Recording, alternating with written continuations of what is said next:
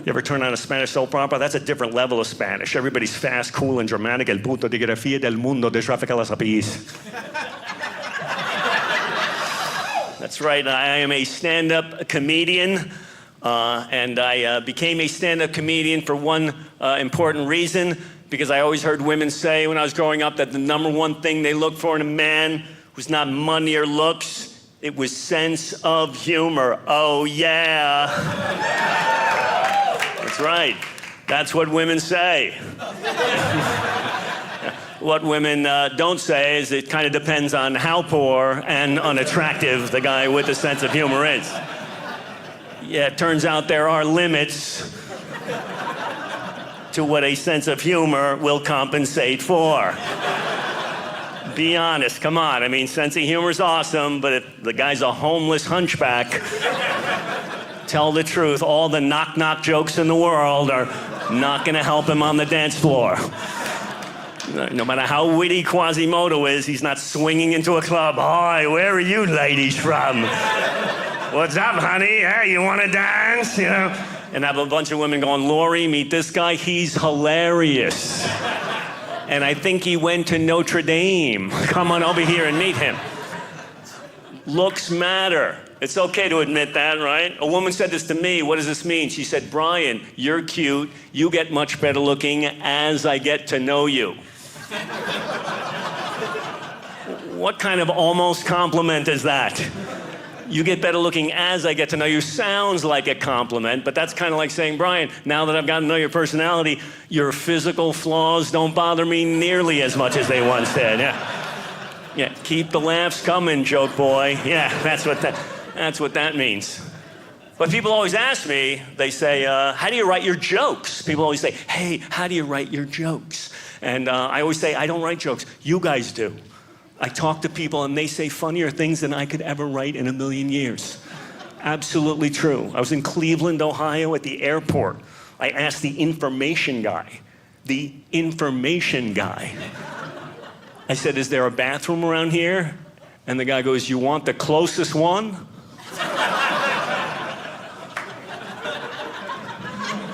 I had never heard that response before.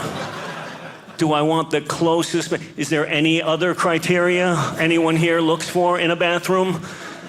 Is anyone in need of a bathroom and looking for ambiance or lighting design or a good layout? Yes, something nearby would be good. I don't want to hit Google Maps right now. Do I want the closest bathroom? What am I going to say? No, do I want the closest? No, man, I kind of like to drag out the discomfort as long as I can, actually. Yeah. You got anything with a cab ride or a connecting flight involved, you know? So many people, they rush, they take the first bathroom that comes along, but not me. I like to shop around. Yeah, it's a big decision. I want to sample 8 or 9 bathrooms before I commit. You ever get a question like that you don't know how to respond to? You ever, like, cops ever pull you over and they go, do you know why I stopped you? I love that one. Do you know why I stopped you? I'm always like, I got some suspicions, man, but yeah. I'm not gonna help you crack this case if that's what you're asking me. What are we, partners now? Is this training day all of a sudden? When did I join the force? I'll tell you what, brother, why don't we split up? I'll follow up on some leads and, you know, we'll meet back here and compare notes tomorrow. We'll wrap this thing up by noon. I don't get it. I love when you have those weird interactions with people and they say funny things. I was at Starbucks and they didn't have coffee brewed. I was like, you don't have, they didn't have, the woman's like, yeah, we're brewing it now. We didn't expect there'd be a run on coffee here at Starbucks. It's not a big seller here. I'm like, you don't have coffee? All right, I'll just have the swordfish then, okay? What are we doing here? If you don't have coffee, do I go to a muffler shop or a nail salon or somebody have a working coffee maker? I love stuff like that, it's funny. I was at a dry cleaner in New York City and they charged me $100 to get a coffee stain out of a leather jacket. True story. A lot of money, right? A lot of money. But they said it's leather, it's tough to clean. So I gave the guy $100, came back in a week, they give me the coat, I unwrap it, the stain is still there. I go, dude, you didn't get the stain out, $100. What's the story? No lie. The guy looks at me and goes, he's so hard. He's so hard. Which is an excuse I didn't even know you could use in business. Isahar, that's genius. There is no defense for Isahar.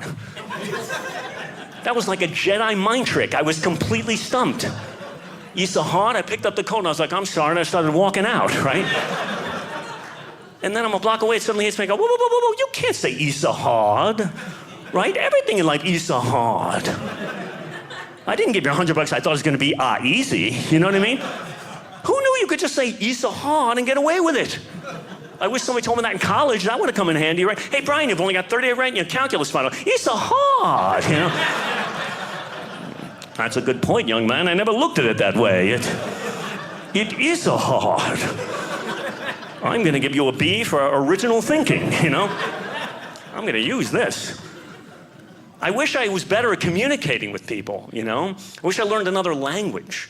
I took Spanish in school. Did anybody take Spanish in school? You had to take a language when I was in school, right? Remember? We all had to take a language when we were in school. So we all took Spanish. We took Spanish, we studied Spanish, we passed Spanish. What's the one thing we didn't learn? How to speak Spanish, okay? Yeah, that wasn't on the test. That's a whole different skill set. I can pass a Spanish test, so what good is that? Give me a Spanish test right now, get a 98 out of it. You know what I mean? You kick me out of a van in Tijuana, I won't be able to find a bathroom, okay? 4 years of Spanish. You know what I can say in Spanish? El gato tiene hambre. Anyone? The cat is hungry is the only thing I learned. In 4 years, the cat is hungry, el gato tiene. I keep waiting to use that. It has never come up once, okay? Not one time.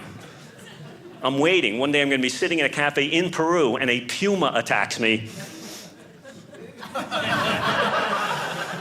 I'm going to be ready. El gato tiene hambre.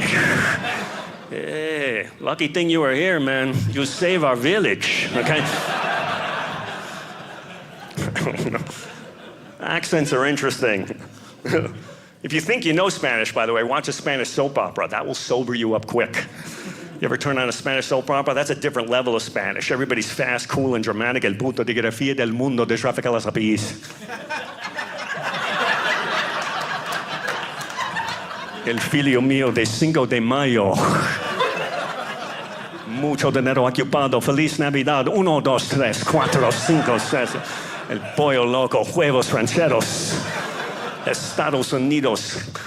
Café con leche. Pico de gallo. Okay, that is awesome. I love that accent. That is a sexy accent. Certain accents are sexy, right? You know what accent I love? One of the ones the pilots have. Every American pilot has the same accent. If you ever notice, you get on a plane, the guy comes on. Good afternoon, everybody. This is your pilot speaking. I always wonder why they have to say that. Who else is going to grab the microphone in the middle of the flight? Hey, listen, this is Tommy down here in the baggage hold. Hey, listen, there's a gray Samsonite down here. I think there's something moving in there. Somebody get down here fast, because I'm scared, you know? No, the pilots all sound like astronauts. They got that Midwestern thing. We're third in line for takeoff here. We just want to remind everybody that there's no smoking on the plane. That includes a lavatory. Also, we know you have travel options. We appreciate you choosing to include us in your travel plans here today. You got 45 years of flight experience up here in the cockpit, which is good, because if you look out of the plane, you might notice one of the wings has fallen off. Yeah. So we're probably going to get you in a little early today. That's kind of nice. And at a much steeper angle than we anticipated. All right. So for those that survived, we really want to thank you for flying with us. And for those that don't, we hope you enjoy your final destination.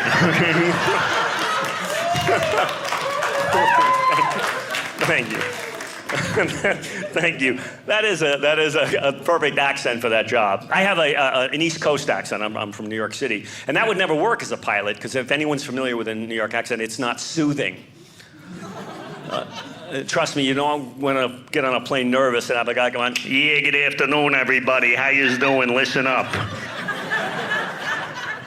Quiet down and open your ears, all right? My name is Fast Eddie. I'll be a pilot today, okay? Anybody not happy about that? Join the club on that one. 25 years in this business, you'd think they'd start giving me some of the good routes. Anyways. All right, first off, there's no smoking on a plane. You hear me? There's no smoking in the bathroom either. And you know why that is? It's because the bathroom is actually part of the airplane. Yeah, that seems to come as a big shock to some of you people back there. It's not international waters in the bathroom. The rules apply there, okay? And the mere fact that I have to point that out is the reason I hate this job. Once we get in the air, you look out of the plane, you know what you're gonna see? Water. Yeah, and that's where you're gonna be if anybody tries anything during this flight. I'm serious, people. I am in no mood today. Anybody gets out of line back there, I will not hesitate to turn your weekend getaway into the Poseidon adventure in 3 seconds. And if you look out of the left side of the plane, you know what you're gonna see? The guy we threw out of the right side of the plane.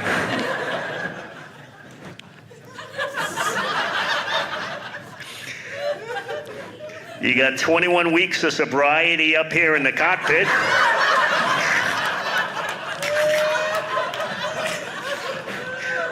As we all know, it's one day at a time, people. One day at a time.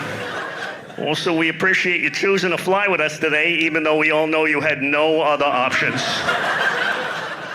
What are you gonna do, ride a seahorse across the Atlantic?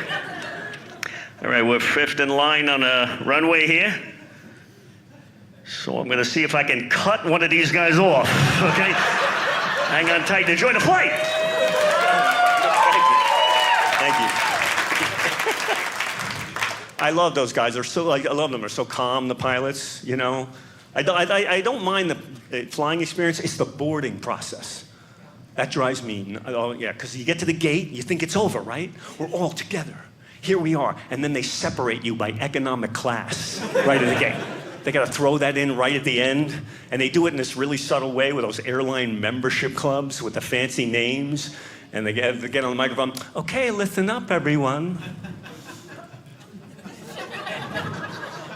We'd like to start the boarding process by first inviting our premium, elite, ultra preferred, maxi select, upper echelon, gold, silver, platinum, super, califragilistic, expiala, diamond, sapphire club members to take their rightful place at the front of the aircraft before we open the barn doors and start the zombie apocalypse of low-level, unwashed social bottom feeders and subhuman riffraff known as general boarding. If you're not an elite member, remember to kneel and bow your heads as our more valued members pass by you. Do not look them in the eye unless you want to help them with their luggage. Might be a rare chance to feel what a real Toomey bag feels like for some of you out there. And then we're going to start our favorite game show, 98 people in 4 overhead bins. That's always fun to watch the luggage rack Hunger Games break out as you totally unimportant people fight amongst yourselves to shove your worthless possessions into our overhead compartments for the entertainment of our first-class passengers. It's such a hoot. Now that we've established where everyone stands, now that you're all divided, let's all fly united! Thank you. Thank you. I like traveling. I was in England recently. That's fun. I was in England. Yes. That's a sexy accent.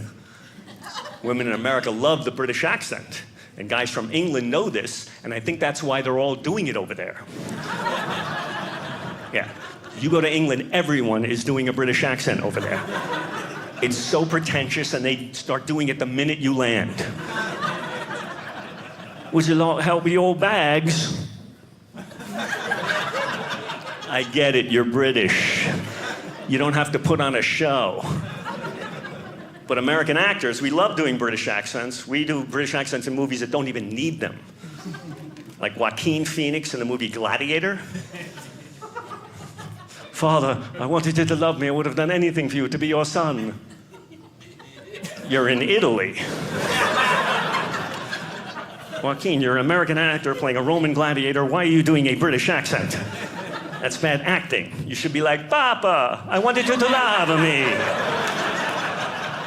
Oh, I wanted you to hug me. Amore, mangia. You know. My favorite thing in England was watching the BBC. Because if you watch the BBC, they cover the disaster stories all over the world, famine, civil war, genocide stories. And every story is exactly the same if you watch it. The one guy, the same guy comes out, a young child.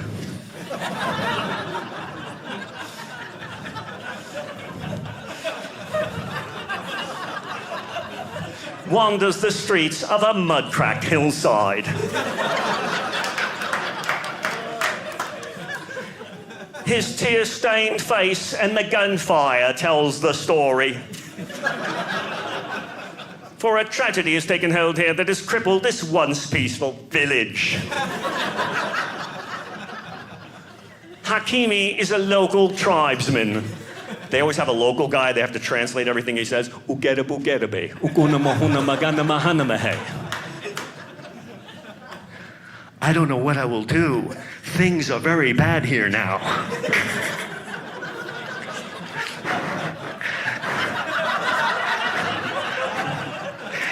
This was once a peaceful place to live, but we are terrified. How will we feed our families?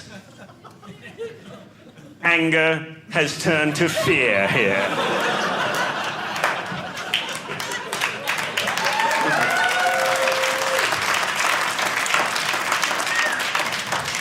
The provisional government seems helpless to stop the bloodshed, and if supplies do not arrive soon, all may be lost. But there are no winners or losers here. Just a sad people staring into an uncertain future. Brian Kittle, BBC One.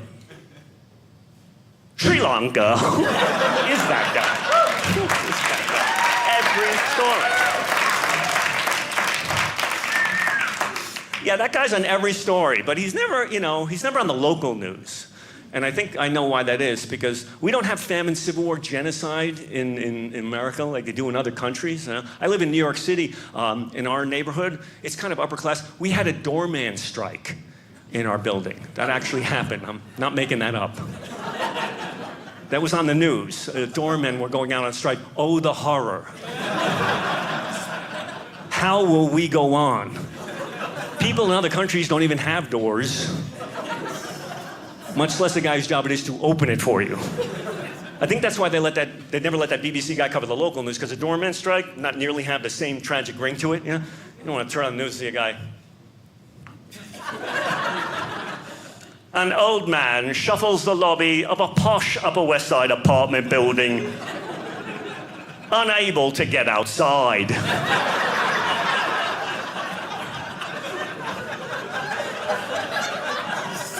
For a strike has taken hold here that has pitted neighbor against neighbor in a struggle to survive.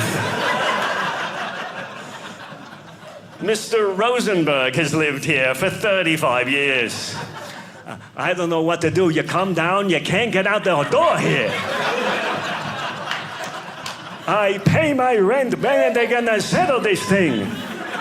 I come in, they're yelling, they're picketing, they're screaming. Settle it already. Anger has turned to fear here.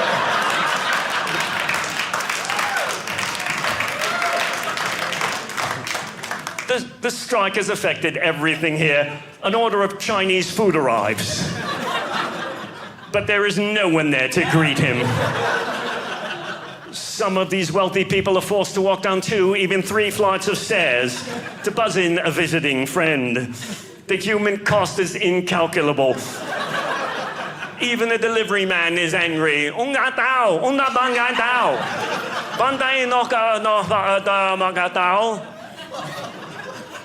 I don't know what I will do.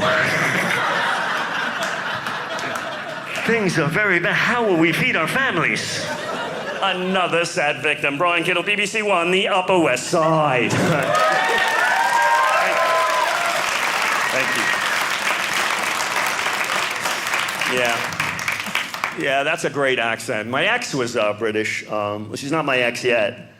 But no, we're going through a bit of a rough patch.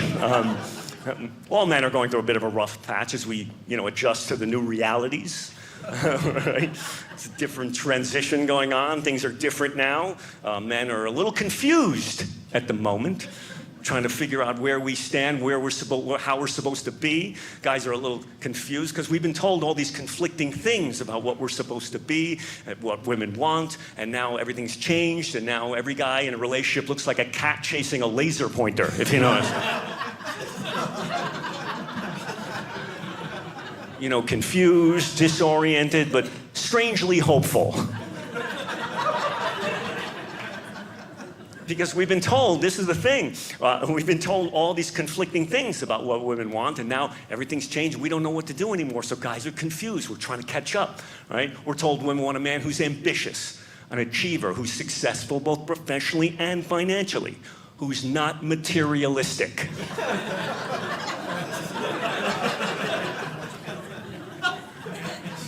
We're told women want a man who is solid, steady, consistent, and reliable, who is fun, unpredictable, and spontaneous.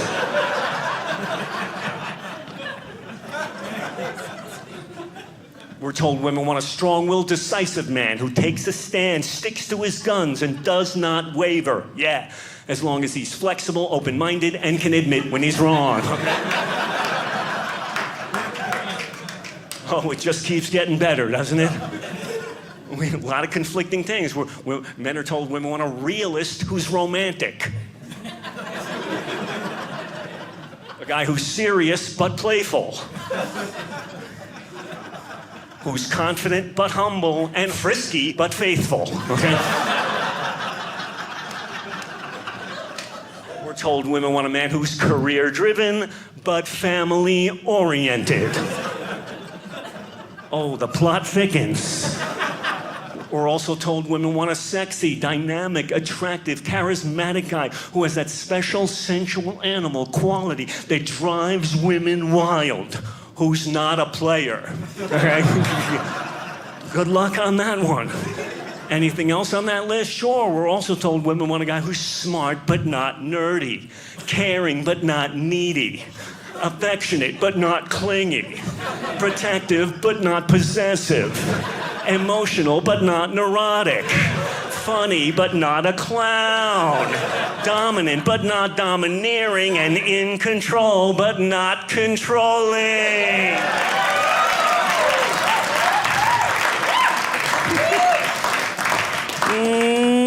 No problem. He's right here, ladies. Yes, we're also told women want a bit of a bad boy, a man with an edge, a little bit of mystery, even a little hint of danger. Yeah, who loves kids, okay?